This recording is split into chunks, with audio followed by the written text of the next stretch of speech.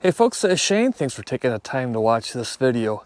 Tim, November 9, Sierra Alpha Bravo, makes some really nice rugged antennas. And this is one of them.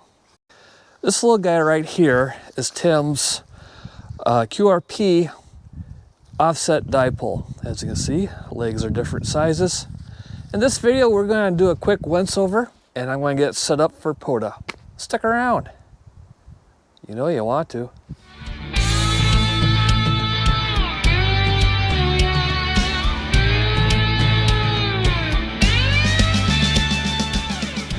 So Tim sells his wonderful antennas off an eBay store. I'll put a link for those that know where to get it. And if you don't know where to get it, it's eBay. Type in N9SAB antennas and you will find it. You really don't need help from me. Tim's antennas are known to be very rugged and well built. And having one now in my hands, I can attest to that. This thing is put together very solid. You can see here that the main unit of it is sealed up with some pretty heavy-duty shrink wrap, and it is sealed. Obviously I can't do great camera work with a GoPro, but this thing is sealed up. It looks watertight to me. I think you would have no problem having this up in very bad weather for a long time. I have a few of Tim's one-to-one chokes, and I was very impressed by the construction of those, so I've had my eye out on his antennas. He's a one-man show, so, you know, inventories go as they go. He can only build them so quickly, so I had to wait a while until I got this guy. Part of it was because of some popularity of other YouTubers showcasing these wonderful antennas. So, again, the construction here looks top-notch. This is pretty cool. On each leg, he's made this tie-off point, again, with this heavy-duty shrink wrap. He's got a little eyelet in there for you can tie it off. And he's got a nice loop in the center for hoisting this thing up in a tree or on a pole or whatever you're going to do. It is compact. Is lightweight. This is the QRP model. It is rated for 50 watts. Weighs, I think, right about 5 ounces. I'll put the picture of it on the scale right here.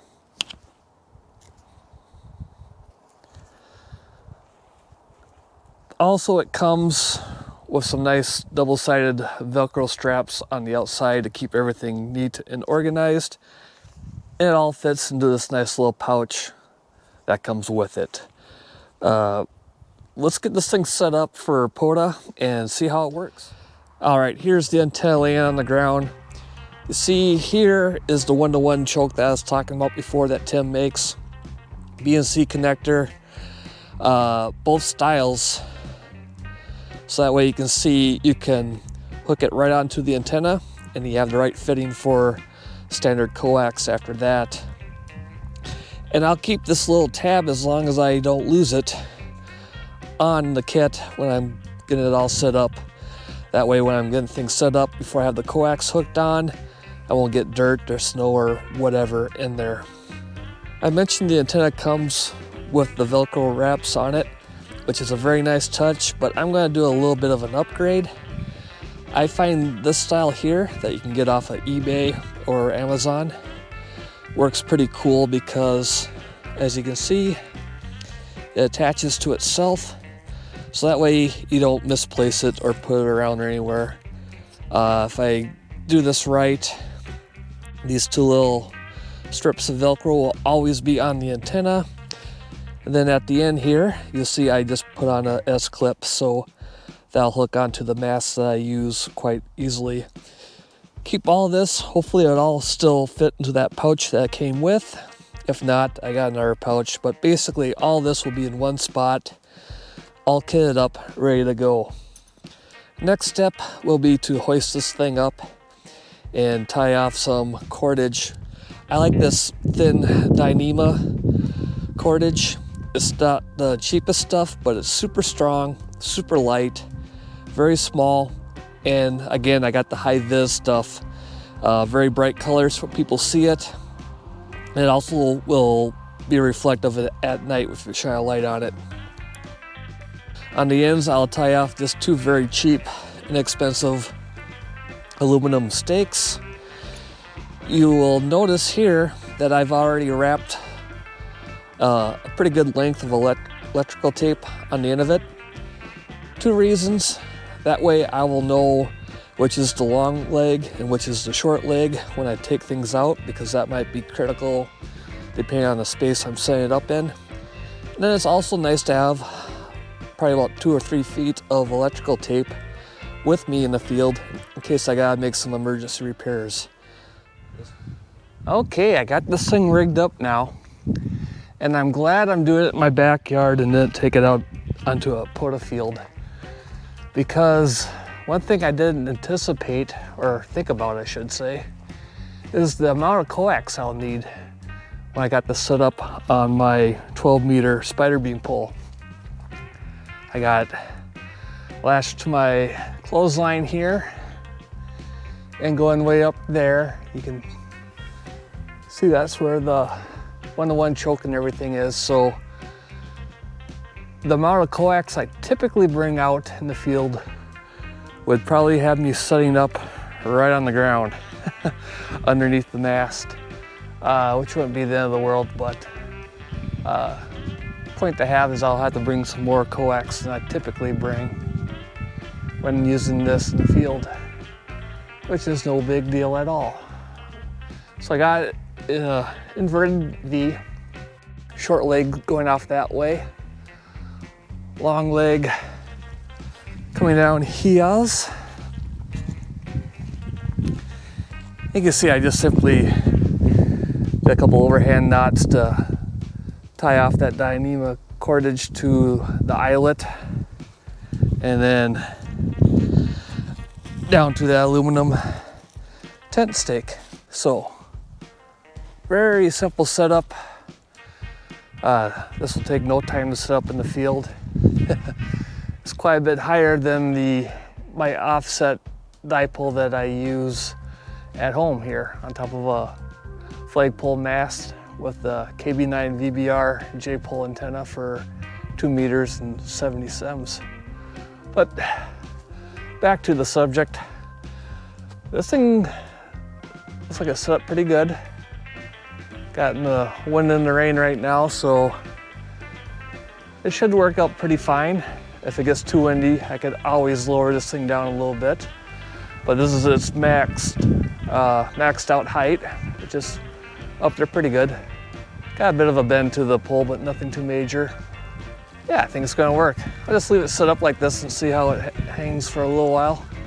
Then take it down, hook up the coax and see how it works. All right, a little mid-action edit in. If you look up right there, you can see the connection of where the typical length of RG316 I carry will end. So if I'm going to be using this thing fully extended, I'm going to need to bring way more coax than I normally do. And another comment, and this is all user error and I'll get better experience, but one of the things I don't like about dipoles in the field, if you look, you should be able to see I got the 2 legs wrapped around each other towards the top, so this is no bueno. That happened when I lowered it and put the coax on and raised it. I wasn't paying as much attention as I should at what everything was doing. So now all has to come down and get straightened out and put back up. But again, that's user error, lack of experience. The more I use this type of antenna, the better I'll get, right? Well, maybe. All right, now for the moment of truth. I got the coax all hooked up and the legs straightened out. The antenna's sitting the way it should be. I got the 991A out here in the yard because it's the only tuner I have, the 3-to-1 tuner on the radio, or in the radio I should say. Let's start off at 40, see if it tunes up, see if I can make a contact I got the hammers app going. There's a few people out on 40. First off, let's turn it on.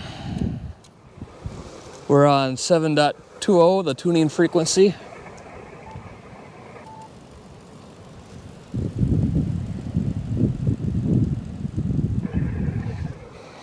And I think it worked. Kilo Delta 9, November, Juliet, Juliet. All right, not much activity going on right now at 40 this time of the day. There was one park I could hear. I called out to him, no response, but the SWR meter showed I had just under a 1.5 to 1, so I'm happy with that. Let's go to 20 meters. That's where people are right now.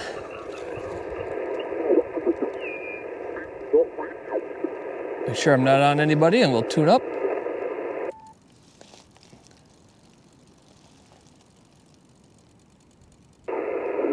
Looks like we found a match. Let's find a park. 55, Mike Tango Romeo, this is Kilo Echo 7, November Lily uniform. The band is up and down on the edge between 5.5 and 5.9. Have you got a 5.5 right now into Park Kilo 2601 in Montana today, QSL. Victor Echo. Kilo Delta 9, November, Juliet, Juliet. All right, you dropped down on the QSB. I think I got the call correct. You're in the log. Hopefully that's good. V3.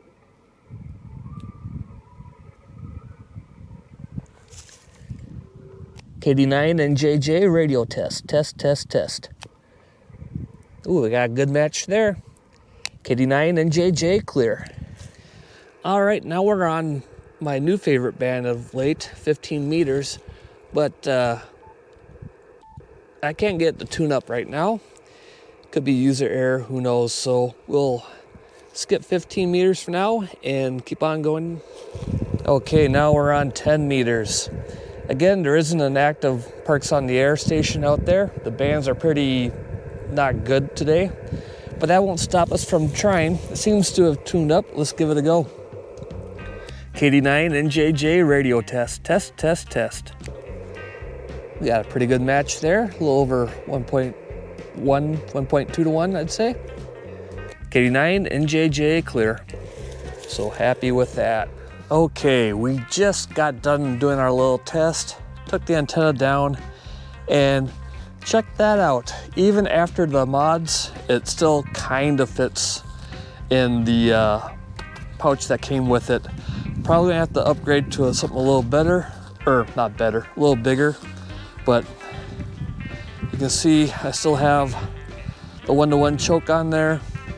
I got the guy lines and the stakes with the little red Velcro wraps, the whole kit and caboodle, including the S-Beaner, fits right in here, pretty much. We'll see how that goes. I'll probably have to get just a little bigger one just to make life easier. So, first impressions, I'm pretty happy. Like I said in the beginning, this is a very well built antenna. Tim takes his time and uses high quality parts. He knows what he's doing from the looks of this. I'm gonna need some practice working with this. I don't use dipoles very much. The only one I really use in the field is the speaker wire dipole that I have, and that's only a couple feet off the ground, and it's 20 meters, so it's a pretty small one, easy to work with. This one, especially if I want to go the full 12-meter pole that I have, higher up I go, and the more care I need to have to make sure I keep everything straightened out so I don't have what I showed you before with both legs wrapped around the post at the end. That's no good. Performance-wise, hard to tell. Just messed around one time for a quick test.